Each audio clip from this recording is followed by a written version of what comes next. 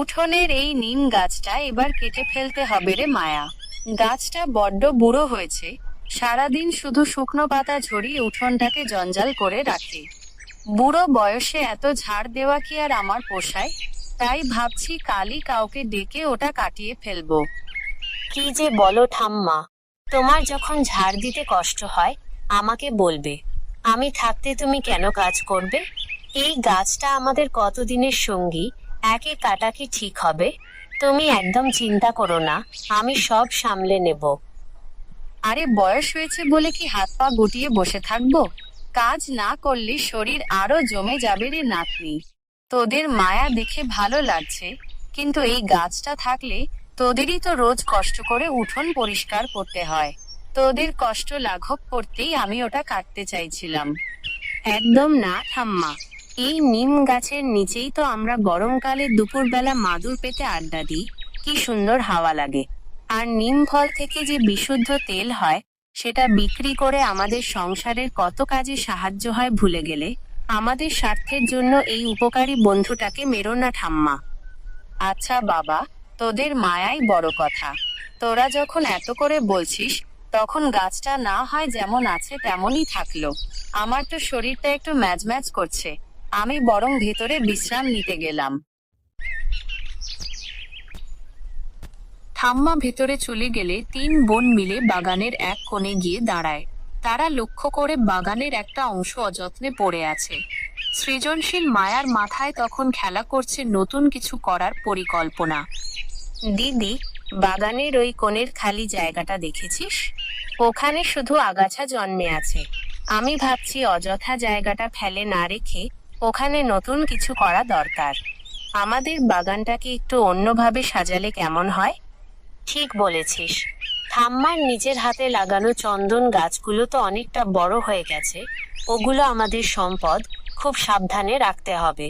তবে আমি এবার গতানুগতিক সেগুন বা আম গাছ না লাগিয়ে একদম অন্য কিছু একটা করার কথা ভাবছি, যা সচরাচর দেখা যায় না। কি ভাবছিস দিদি? তোর মাথায় নিশ্চয়ই নতুন কোনো বুদ্ধি ঘুরছে। ঝটপট বলে ফেলতো, আমরাও শুনি দিদির নতুন পরিকল্পনাটা কি। আমি একটা বিদেশি বিজ্ঞানের বইতে পড়েছিলাম, কলম করার এক বিশেষ পদ্ধতিতে দুটো সম্পূর্ণ আলাদা জাতের চারা মিলিয়ে এমন এক নতুন গাছ তৈরি করা যায়, যা দেখতেও আলাদা আর ফল বা ফুলও হয় অনন্য। ভাবছি আমাদের বাগানে সেই পদ্ধতিটা পরীক্ষা করে দেখব। আমাদের মাটিও বেশ উর্বর। দারুণ হবে দিদি। এই নতুন কায়দাটা আমাকেও শিখিয়ে দিস কিন্তু। আমি তো শুধু মাটির কাজ জানি। এমন বৈজ্ঞানিক কিছু শিখতে পারলে আমাদের নার্সারির ব্যবসাটা ভবিষ্যতে আরো বড় হবে। সব শেখাবো রে বোন, কিন্তু আগে আমাদের দুপুরের রান্না আর ঘরের বাকি কাজগুলো শেষ কর। তারপর তোকে হাতে কলমে সব শিখিয়ে দেবক্ষণ। এখন চল হাত চালাই। জানিস দিদি, ছোটবেলায় স্কুলে যখন পড়তাম, তখন বিজ্ঞানের প্রজেক্টে আমি কত ভালো ছিলাম। সবাই আমার খুব প্রশংসা করত। বাবা মা যদি তখন বেঁচে থাকতেন আর অভাব না থাকতো, তবে হয়তো আমি নার্সারি বা বোটানি নিয়ে আরো অনেক উঁচুতে পড়াশোনা করতাম। আজ বাগান করতে গিয়ে বারবার সেই দিনগুলোর কথা মনে পড়ছে। কপালে যা ছিল হয়েছে রে তারা, অতীত নিয়ে আফসোস করে লাভ নেই। এখন আমরা তিন বোন আর ঠাম্মাই আমাদের সব। আমরাই একে অপরের শক্তি। চল, ঘরের কাজগুলো আগে গুছিয়ে নিই, তারপর বাগানের কাজ ধরবো।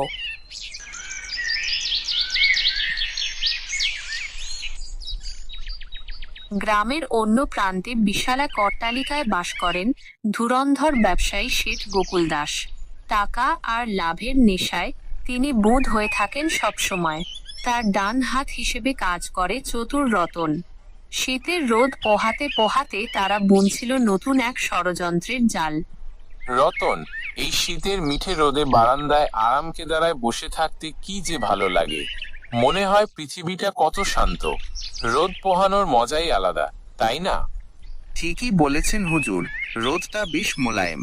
কিন্তু শুধু রোদ পোহালে তো আর পেট চলবে না হুজুর। গদিতে তো পর্যাপ্ত টাকা আসতে হবে। ব্যবসা বাণিজ্য না দেখলে এই বিলাসিতা তো একদিন ফুরিয়ে যাবে। টাকার চিন্তা আর আমার করতে হয় না রতন, সেটার জন্য তো তুমি আছোই। তুমি থাকতে আমার গদিতে টাকার অভাব হবে না। তোমাকে আমি চোখ বন্ধ করে বিশ্বাস করি, তুমি আমার ডান হাত। হুজুর, সেটা জানি বলেই তো আপনার ভালো মন্দ সব আমি দেখি। কিন্তু ওই নলিনী বুড়ির বাগানে অনেক দামি দামি পুরনো গাছ আছে, সেদিকে নজর দেওয়া দরকার। গত বছর তো ওখানকার কাঠ বিক্রি করে আপনি বেশ মোটা অঙ্কের টাকা কামিয়েছেন। এবারও কি সেই দিকে কোনো ফন্দি আটছেন নাকি? লাভ থাকলে নিশ্চয়ই যাব। আমার ধর্মই হলো যেখানে মুনাফা সেখানে আমি। তুমি চারদিকে একটু চোখ কান খোলা রেখে খবর নাও তো ওই বাগানে নতুন কি আছে। আমি তো খবর পেয়েছি হুজুর, ওদের বাগানে নাকি এখন বিশেষ এক ধরনের অদ্ভুত চারা তৈরি হচ্ছে, যা দিয়ে প্রচুর টাকা কামানো সম্ভব। আপনি অনুমতি দিলে আমি একবার রাতের আধারে বাগানটা দেখে আসতে পারি আসল রহস্যটা কি জানার জন্য। আচ্ছা যাও, তবে খুব সাবধানে থেকো। খেয়াল রেখো কোনোভাবে ধরা যেন না পড়ো, কোনো ঝামেলা যেন না হয়, সেটা নিশ্চিত করেই এগোবে।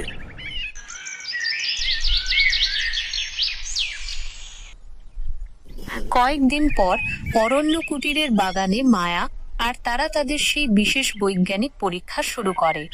মায়ার নির্দেশনায় তারা গভীর আগ্রহ নিয়ে কাজ শিখছিল। দিদি, এই দেখ, আমি তোর কথা মতো একটা দামি গোলাপের ডাল আর অন্য একটা জংলি বুনো ডাল খুঁজে নিয়ে এসেছি। এবার বলো তো এই দুটো নিয়ে কি করতে হবে? আমি তো আর তর সইতে পারছি না। সাবধানে ডাল দুটোর ছাল ছাড়িয়ে এভাবে একটাকে অন্যটার গায়ে জুড়ে দে। তারপর শক্ত করে বেঁধে রাখ। কিছুদিন পর দেখবি এখান থেকেই নতুন একটা অদ্ভুত সৃষ্টি বের হবে, যা দেখে সবাই চমকে যাবে। প্রকৃতি আর বিজ্ঞানের কি অপূর্ব খেলা দেখবি তুই।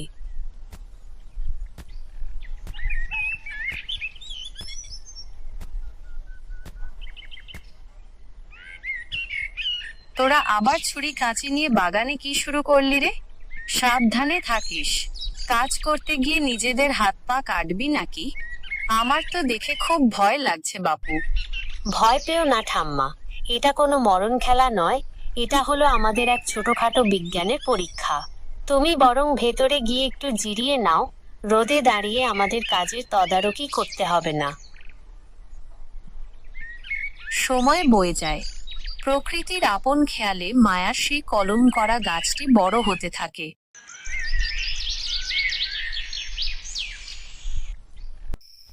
একদিনে তারা বাগানে গিয়ে যা দেখলো তাতে তার চোখ কপালে ওঠার জোগাড়।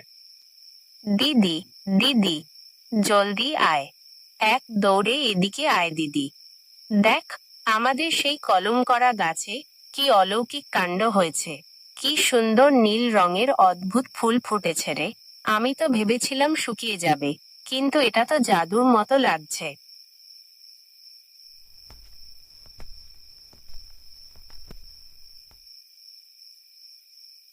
এ কি দিদি, আমার তো বিশ্বাসই হচ্ছে না। নীল রঙের ফুল থেকে আবার রাতের অন্ধকারে উজ্জ্বল আলো বেরোচ্ছে। এ কি অলৌকিক কোনো ঐশ্বরিক কাণ্ড দিদি। আমি তো এর আগে কোনোদিনও এমন আলোর ফুল দেখিনি। আরে না ঝিনুক, এটা কোনো দৈব বা অলৌকিক কিছু না। সঠিক মাটি, সার আর দুই ধরনের ভিন্ন জিনের মিলনে এমনটা হয়েছে। মানুষের মেধা আর শ্রমের ফল এটা। এই ফুল যদি আমরা শহরের বড় নার্সারিতে দিই, তবে এটা অনেক চড়া দামে বিক্রি হবে। আমাদের অভাব চিরতরে দূর হয়ে যাবে। এদিকে অন্ধকারের আড়ালে লুকিয়ে রতন সব দেখছিল এবং শুনছিল। নীল রঙের আলোর ফুল দেখে তার লোভের সীমা রইল না। ওরে বাবা, নীল রঙের আলোর ফুল! এমন জিনিস তো আগে কখনো দেখিনি। এই ফুল যদি একবার শেঠজির হাতে পায়, তবে তো সে লালে লাল হয়ে যাবে, আর আমাকেও বকশিশ দেবে 2 হাত ভরে। আজ রাতেই কোনোভাবে বাগান থেকে ওই গাছটা সরাতে হবে, কেউ টেরও পাবে না। কিন্তু শেঠ গোকুল দাসের এই অসৎ পরিকল্পনার কথা জানাজানি হতে সময় লাগলো না।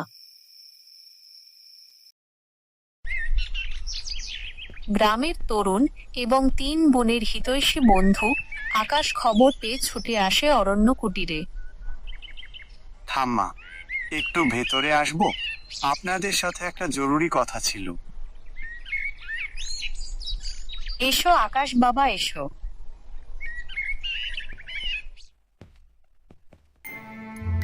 তোমার মুখটা এমন শুকনো দেখাচ্ছে কেন? কি খবর নিয়ে এলে? ঠাম্মা, আমি আজ শেঠ গোকুল দাসের গদিতে রতন আর শেঠকে আড়ি পেতে ফিসফিস করে কথা বলতে শুনলাম। ওরা ভয়ানক পরিকল্পনা করছে। ওরা ঠিক করেছে আজ রাতেই আপনাদের বাগানে হানা দিয়ে সেই নীল ফুলের গাছটা চুরি করতে আসবে। ওদের এত বড় সাহস! ওরা মানুষ নাকি পিশাচ? আমাদের এতদিনের পরিশ্রম আর কষ্টের ফসল ওরা এভাবে চুরি করবে? আমি এটা হতে দেব না, আকাশ।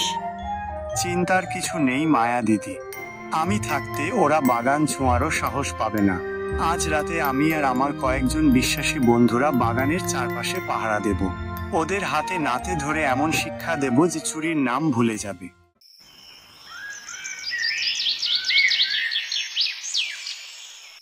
রাত যখন নিঝুম, সারা গ্রাম যখন গভীর ঘুমে আচ্ছন্ন, তখন চোরের মতো পা টিপে টিপে অরণ্য কুটিরের বাগানে ঢোকে গোকুল দাস আর রতন।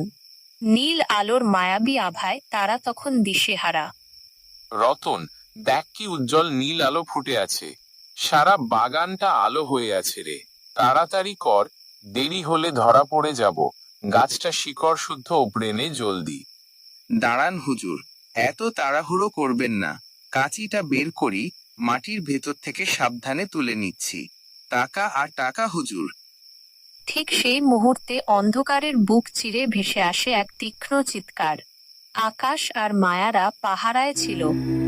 সাবধান, শেঠজি যেখানে আছেন সেখানেই দাঁড়িয়ে যান। এক পা ও নড়বেন না আপনারা। আজ আপনাদের শেষ দেখে ছাড়ব। কি শেঠজি, বড় ব্যবসায়ী সেজে দিনে লম্বা লম্বা কথা বলেন, আর এখন মাঝরাতে চোরের মতো পরের বাগানে ঢুকেছেন গাছ চুরি করতে? লজ্জা করে না আপনার? আমায় ভুল বুঝো না। আমি তো বাগানটা রাতের বেলায় কেমন দেখায় সেটা দেখতে এসেছিলাম। চুরি করার কোনো মতলব ছিল না গো। অনেক হয়েছে শেঠজি, আর মিথ্যে কথা বলে নাটক করবেন না। আমি আপনাদের সব কথা শুনে ফেলেছি। ভেবেছিলাম চন্দন গাছগুলো আপনার কাছে বিক্রি করব, কিন্তু চোরের সাথে কোনো কারবার রাখা নলিনী দেবীর স্বভাবে নেই। আমাদের গ্রাম থেকে এখনই বেরিয়ে যান আপনি। আমাকে ক্ষমা করো নলিনী দেবী, আমি বড় ভুল করে ফেলেছি। লোভ সংবরণ করতে পারিনি। আপনি যা বলবেন আমি তাই দেব। দরকার হলে ওই গাছের অনেক দাম দিচ্ছি। দয়া করে পুলিশ ডাকবেন না। দরকার নেই আপনার ওই পাপের টাকার। আমাদের শ্রম আর সততার কোনো দাম আপনার কাছে নেই। আমাদের পরিশ্রমের অমর্যাদা করেছেন আপনি। আর কোনোদিন যদি আমাদের সীমানায় পা বাড়ান, তবে সোজা থানায় গিয়ে পুলিশে দেব। বেরোন এখান থেকে। হুজুর, অবস্থা বেগতিক। আকাশ আর ওর বন্ধুরা আমাদের ঘিরে ধরেছে। চলেন হুজুর, মান সম্মান আর ইজ্জত থাকতে থাকতে এখান থেকে কেটে পড়ি, নইলে গণধোলাই খেতে হবে। অপমানিত ও লজ্জিত হয়ে চোরেরা পালিয়ে গেলে বাগানে ফিরে আসে এক প্রশান্তির ছায়া। নলিনী দেবী আদরের নাতনিদের দিকে তাকিয়ে পরম মমতায় হাসেন। দেখলি তো, মায়া, মেধা আর পরিশ্রমের সাথে যদি একতা আর সততা থাকে, তবে কোনো অশুভ শক্তি আমাদের ক্ষতি করতে পারে না। বিপদের সময় বন্ধুকেও চেনা যায়। ঠিক বলেছ ঠাম্মা। আমাদের মেধা আর আকাশের মতো বন্ধুদের সাহায্যেই আমরা টিকে থাকব। এই নীল ফুলের গাছই আমাদের নতুন দিনের স্বপ্ন দেখাবে আর আমাদের ভাগ্য বদলে দেবে। রাতের আকাশে তখন সেই নীল ফুলের আলো মায়াবী এক পরিবেশ তৈরি করেছে। অরণ্য কুটির যেন সাক্ষী রইল মেধা, শ্রম আর অদম্য সাহসের এক অনন্য বিজয়ের।